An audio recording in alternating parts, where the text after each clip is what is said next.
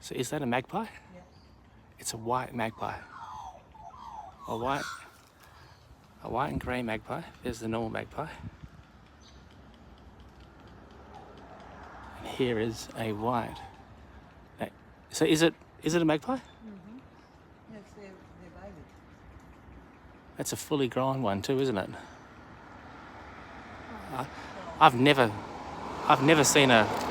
I've only ever seen a black and white magpie. How you know the difference between them?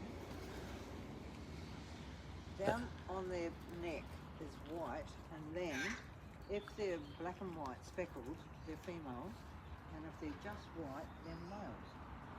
Oh, I've never seen it.